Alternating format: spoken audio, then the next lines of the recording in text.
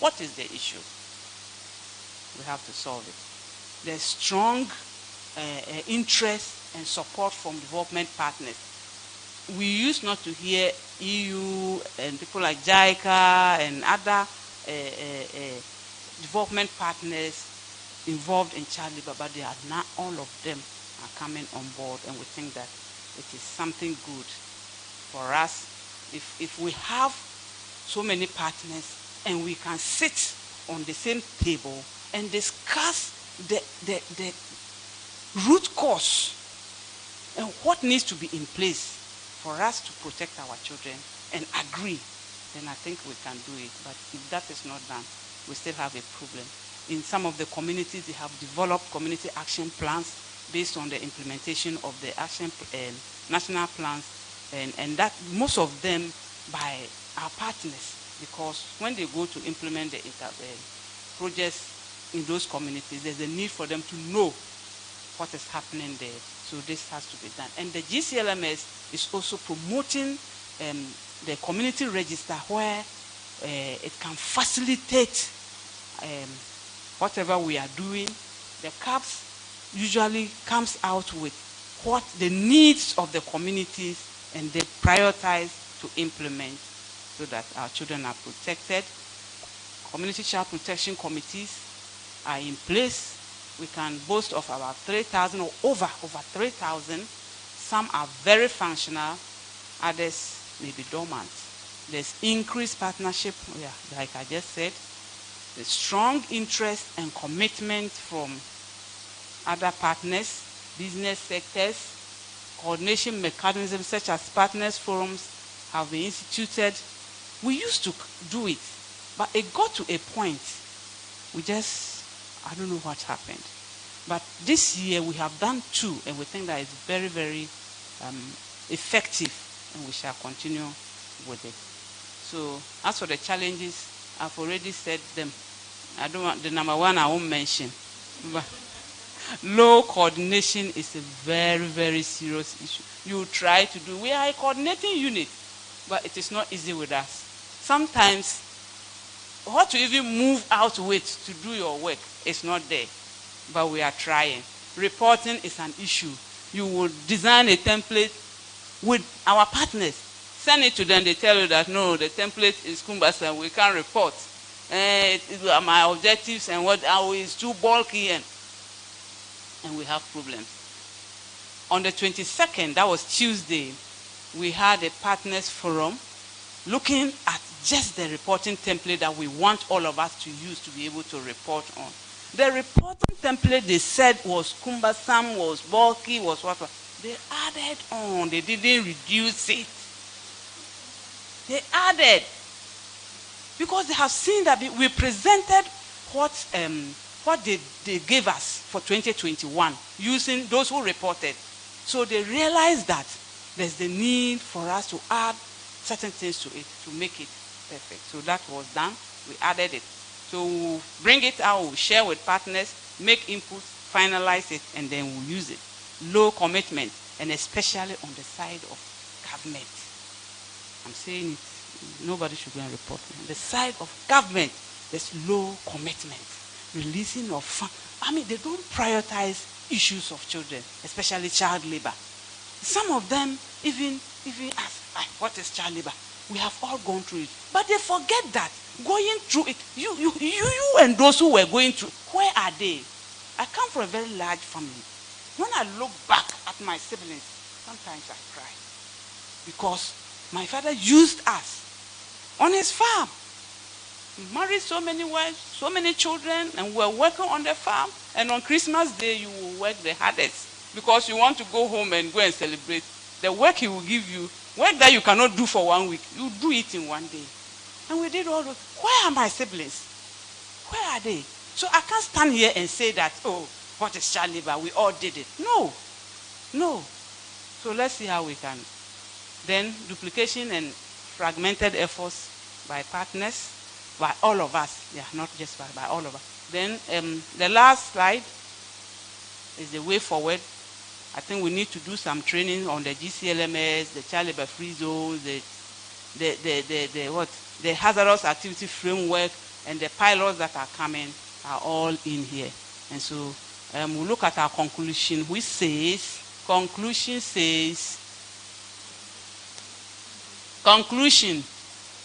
yes, improve commitment by government, deepen partnership for improved social interventions, improvement on resource mobilization, which is very key, and then knowledge sharing. Then we intensify awareness creation and sensitization. And I'll say thank you very much for listening to me. Thank you very much, Madam Lisbeth Akambombre, for your presentation. And it is indeed very instructive to note that the government is doing so much when it comes to child labor remediation in Ghana. But the questions on our minds are, first, what constitutes child labor? For many of us, we still don't know what child labor is. Is any work that a child does tantamount to, or can it be likened to child labor? And the second question is also that with the many policies that the government is implementing, how are we consolidating all these efforts to make sure that we are able to measure the impact so that we know how we are also faring within the communities that we are working? So thank you once again. I'm sure when the time comes for us to discuss the issues, we will do that. And then also during the interactive session, we'll also give the opportunity to everyone to ask your questions and also share your experience with us. I would like to remind you once again that this event is being streamed live on Facebook, and also you can join us via Zoom if you want to do that. At this time, we would like to premiere our PDA Child Labor documentary. This documentary was put together by the Advocacy and Communications Unit of PDA with assistance from the Community-Driven Development Department of PDA. And it basically talks about what PDA is doing when it comes to child labor remediation. Since 2018, PDA has implemented the VSLA project, the Village Savings and Loans project, integrated a lot of methodologies to help us remediate child labor in our communities. So if the technical team is ready, you can go ahead and show the video.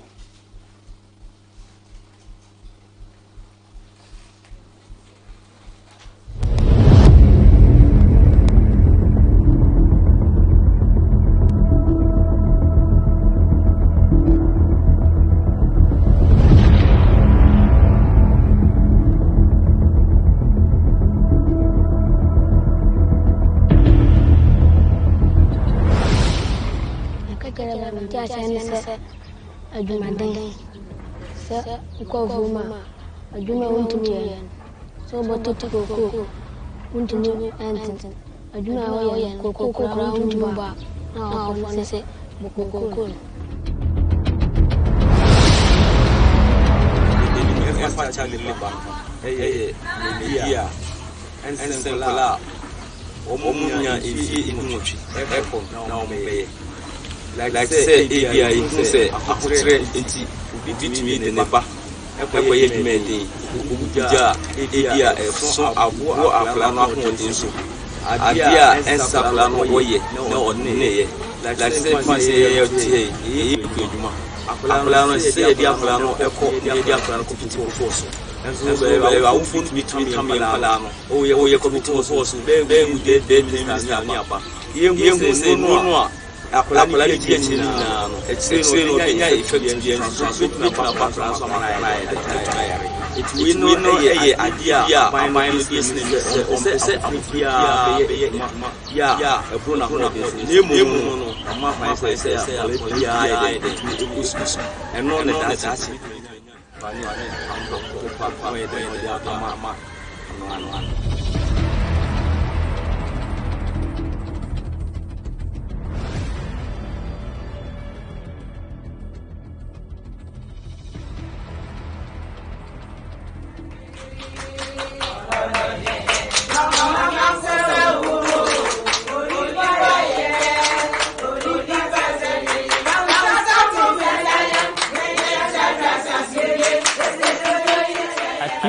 have a four-level child labor remediation approach that we employ within the communities where child labor cases are cited. In 2018, Beyond Beings and PDA piloted a VSLA project in Bekwai and Sokote districts. In that project, Gender Action and Learning System was integrated into the original VSLA system. And that project was very successful in 2018. So based on that, a child labor component was also introduced into the VSLA girls system. And this project was started in 2019. And under that project, we formed 100 VSLA groups. So that was the first time we integrated child labor component into the VSLA and the girls system.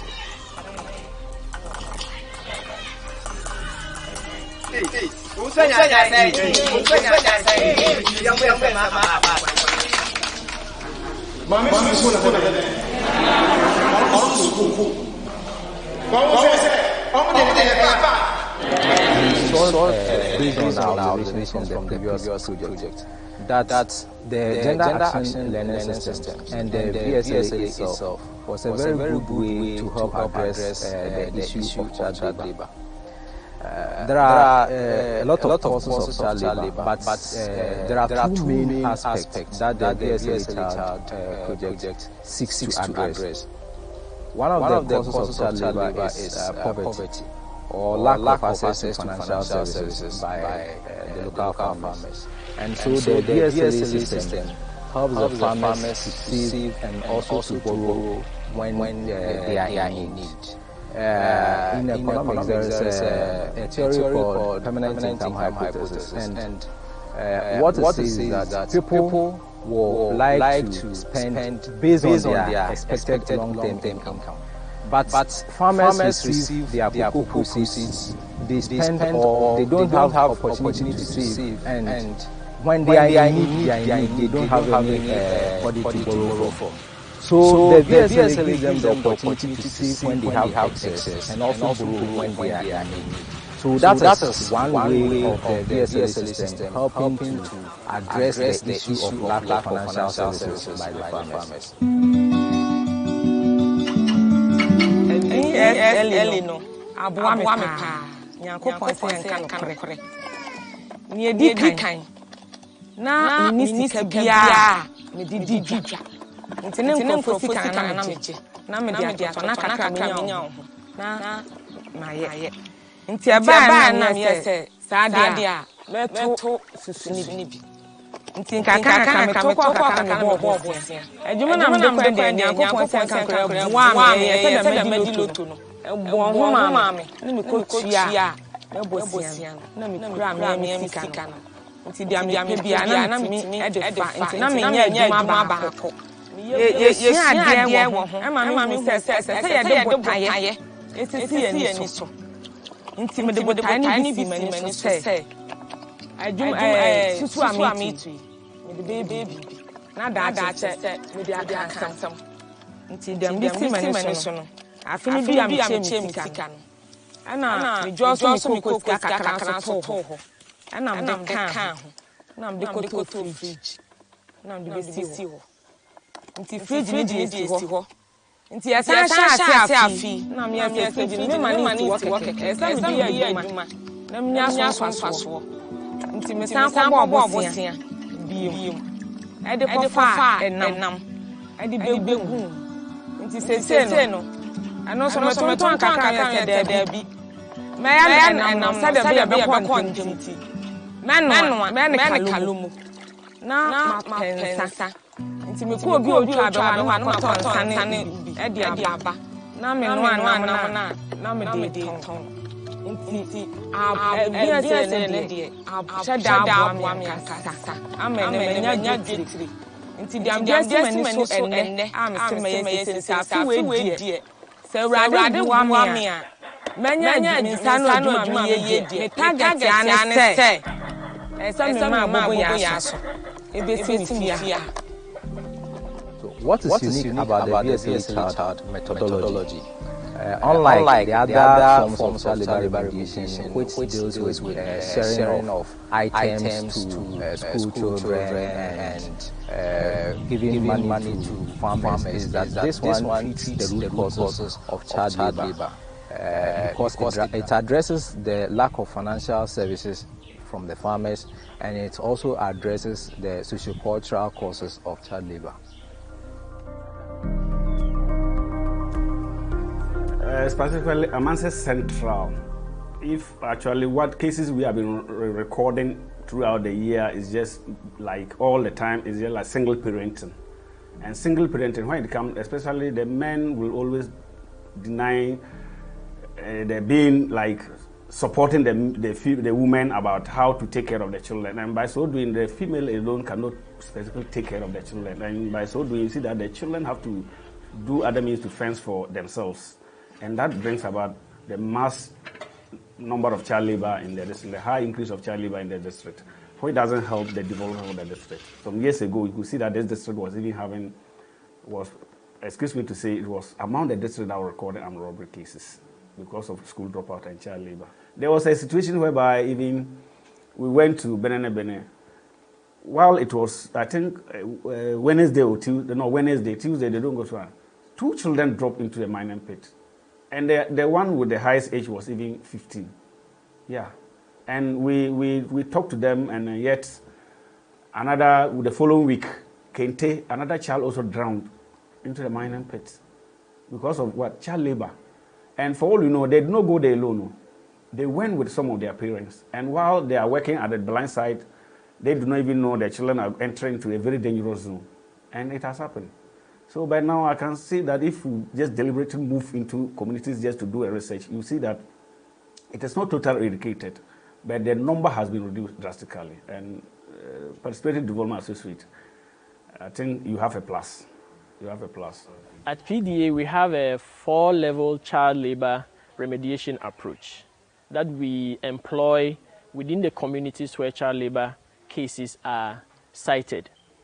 Level 1 is where we work with the community as a whole through the community action planning process to identify the challenges and then also allow the community to come out with solutions to how to address child labor within the community.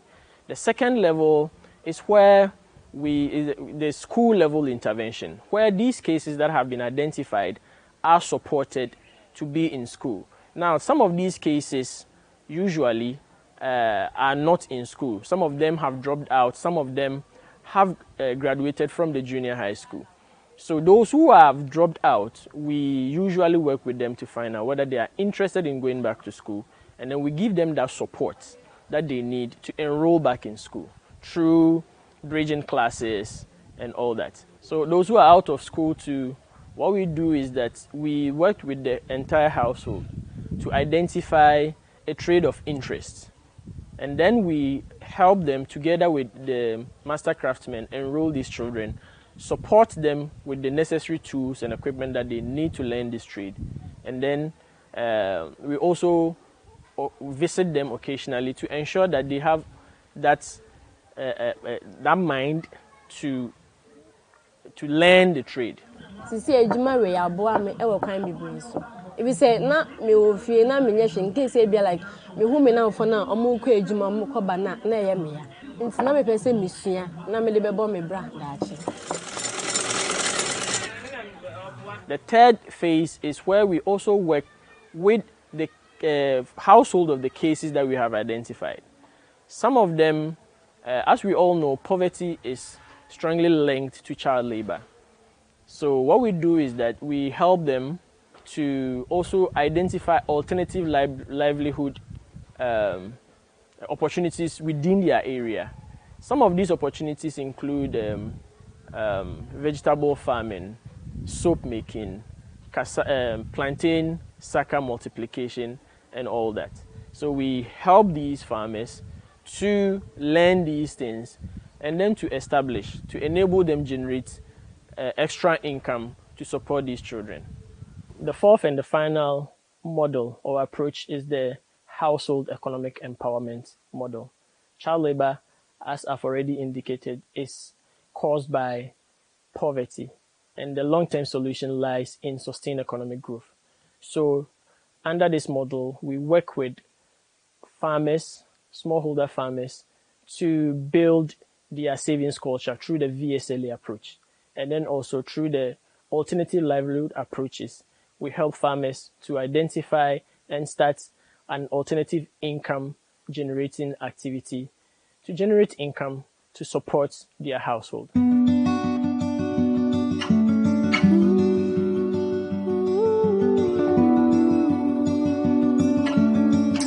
We know within Ghana and Cote d'Ivoire, we have a total of 2 million farmers, approximately, making up for 10 million children in the various households. UNBIS as a foundation is tasked with making sure that the communities where we source cocoa are free of child labor. And so that's how we have sustainable cocoa. And so for each cocoa that we sell, each bag or each ton of cocoa we sell, we get premium paid back to us to ensure that the cocoa we are selling to traders are sustainable. What I mean by sustainable is to ensure that we are not going to, in the future, not be able to have cocoa. So sustaining the cocoa means that we are treating child labor, we are treating deforestation, we are preventing activities of restoring forests that have been degraded, and then illegal mining operations, also restoring those kind of sites. So these are things that UNBIS does to ensure that we have sustainable cocoa. So at ECOM, our approach to addressing child labor basically is hybrid. So we use the supply chain and also the community approach, where supply chain, what we do is that because we source from specific farmers, we make sure that we monitor the farmers in our different programs to make sure that they are not involving, like they are not recruiting children to work. And we sensitize them also on child labor. You realize that not all the farming household may be at the same level of economic resilience. So there are some farmers that may find themselves in communities where, based on our monitoring activities, may be categorized at high risk of child labor. So for those farmers within these areas, we have a way of targeting them with specific interventions like Village Savings and Loans Association, schools, depending on the need of the community. There are areas where we establish community child protection committees. There are areas where we are even introducing income generation activities. So basically, providing interventions that addresses the root causes of child labor. One major learning from the VSLA Child project is that farmers, when given the needed education and support, can be their own actors of change. And they don't need to wait for anybody to come in to give them handouts, but then they can remediate their own child labor cases when they are given the right support. In one of my field visits, in one of the child labor areas, I went to the education director for this particular district to seek his permission to grant us the permission to train the teachers in the schools within the child labor endemic areas in a concept that we were deploying, which is the phonics by phone. When we went, this director flatly told us that child labor does not exist in Ghana. Organizations we are riding behind child labor just to get funding to implement something that is non-existent. For me, what I learned from this man is that even the leaders who are supposed to lead the fight, most of them still have misconceptions about child labor. Until that misconception is scrapped or is addressed, we will still continue to have some of these challenges within the community because some don't even believe it exists. One of the key learnings for us is that child labor is a socio-economic issue and it is systemic. And what I mean by this is that one single person cannot really address the issue of child labor. And it's embedded in the social norms. For instance, a family with 6 children, when there's opportunity for them to harvest cocoa, okay, when they look at their economic situation, they may not be able to hire labor and pay for it to go and gather or harvest the cocoa they need. They will immediately resort to, using the help of their children to help them collect the cocoa pod to be able to get their daily income or something that they can depend on. But the caveat is, once you are falling on your child as help, it shouldn't, deny the child of the ability to go to school or even harm the health or affect the development of the child. But here is the case that the person's survival depends on how much he or she is able to make from the cocoa. So there's a lot more education that we need to do to be able to kind of change the mindset of people in terms of using children as laborers.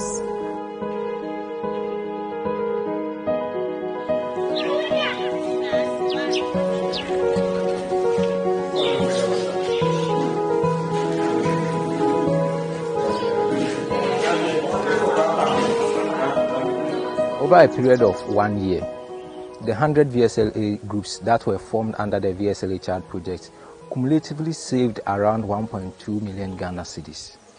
And because the money was given out as loans to 1,258 of their members, they had interest on the money, and the interest they earned on the money was around 200,000 Ghana cedis. Based on the success of the 100 VSLA groups that were formed under the VSLA Child Project, we are replicating it in other African countries. We formed 11 VSLA groups in Cameroon, and those 11 VSLA groups have gone ahead to form additional 20 groups. So currently we have 31 VSLA groups in Cameroon. We have formed 29 VSLA groups in Cote d'Ivoire under the VSLA Child methodology. We are currently forming other VSLA groups in Cote d'Ivoire as well. That is 60 of them under the same VSLA Child methodology. We are doing 80 VSLA groups in Ghana and still under the VSLA Child methodology. And it's our hope that the VSLA Child methodology will become the #1 child labor remediation methodology in the cocoa industry.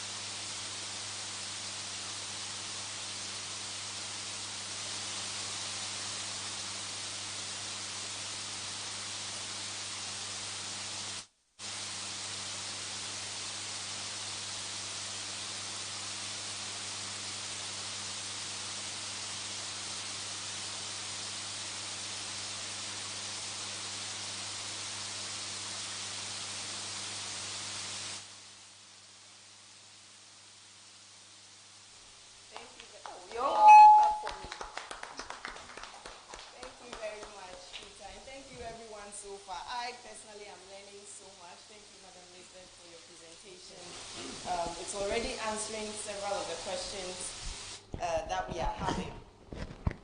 All right, so now it's time for the panel discussion. And I've been told, I'm not too much of a football fan, but I've been told Ghana has our first match today at 4. So we'll have the conversation and then have a little bit of time for interactions, comments, everyone here. If you are here in person, I know that you are definitely involved in some way or another with child labor. And those who are following us online also are people who have a lot of interest in child protection and child rights issues. So we want to make sure that we hear your voices and we get to know exactly what you are thinking of. So we want to welcome, without much further ado, our panelists for today. We have a very illustrious panel, and I'm going to just introduce them briefly in no order, and then just have them take their seats up front here with me. All right. So very first on the list, we have our Professor Esmeralda Manfo. Let's give her a round of applause as she comes up. She is the Vice Dean of the International Programs Office of the Kwame Nkrumah University Science and Technology. And the reason that we really reached out to her and included her is because she's also an academic, she's a researcher, and her research interests have focused on child and family welfare. And since 1994, when I was very young, she has been an advocate of child rights and very interested in child issues.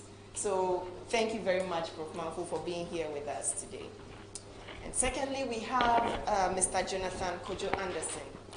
He is coming in from, please let's give them a round of applause and we call them up. He is joining us from Challenging Heights. Challenging Heights is an organization, one of the partners of PDA, and they are also very much involved in issues of child labor, issues of child trafficking, issues of child slavery, and they have been doing so much work on the ground, and especially within the fishing industries. I know some people were curious about why we keep talking only about cocoa. Child labor is happening in the fishing industry as well, and we have Mr. Anderson joining us. So thank you very much, Jonathan, for being here with us.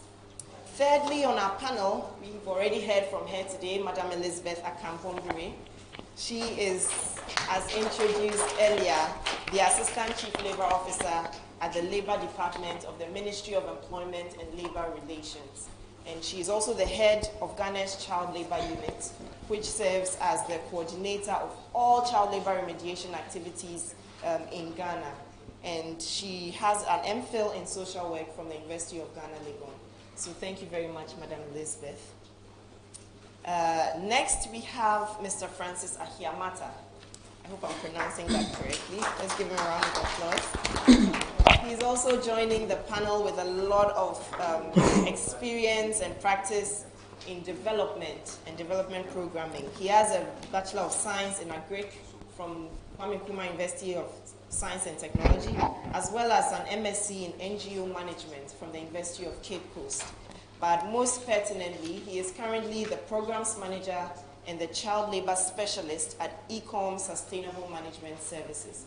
And so he is also joining our panel, bringing in a lot of experience and background on child labor. And last but definitely not the least, we have Mr. Kamil Abdul Salam. He is one of our very own at PDA. Let's give him a round of applause. And he's a Senior Project Officer and the Project Lead on PDA's Child Labor Remediation Programs. And this is being carried out in partnership with Barry Kalibo and Yonkupa Koko Ghana. Kamil is a development practitioner. He has over a decade of experience, but very touchingly, he believes that the interest of humanity lies in serving the best interest of children. So thank you very much to my panel for being with me today. I'm going to take my seat at the end as we begin the conversation. So you're all very welcome once again. Thank you. Thank you. Thank you. Okay, I see that we've all been mic'd. That's excellent. So I want to kickstart the conversation by finding out what would you say is the current state of child labor in Ghana? We've heard from Madam Lizzie from the government side and the numbers in the books and the reports. But though some of us are practitioners, we see it on the day-to-day field. Jonathan, what would you say? Good, thank you. The state of child labor in Ghana is, we still have a lot of work to do. I know whilst all of us driving coming here, we saw children selling in the streets in Accra. So sometimes not only the theoretical reports, but by observation, we see children selling. We saw some of them begging. These is a source of worry to all of us here, because I know in developed nations, you don't see children selling in the street. So there's a lot of work we have to do to tackle the state of child labor in Ghana, even in Accra, as we all see. We know there are a lot of figures. Until Izzy mentioned, in 2017-2018, we have 20% children in child labor. I read the National Plan of Action to eliminate the worst forms of child labor, that is from this year to 2026. And it stated that the Ghana Standard Living Survey indicated 12.6 children in child labor. There's a lot of work we have to do, and there are concentrated sectors like cocoa sector that states a quarter of children in child labor. We have fishing, that is where Challenging Heights has been working over the years. And we know COVID has eroded some of the gains that we have made over the years, because it has deepened poverty, the #1 cause of child labor in the country. We also have mining, illegal mining, a lot of boys engaging in illegal mining because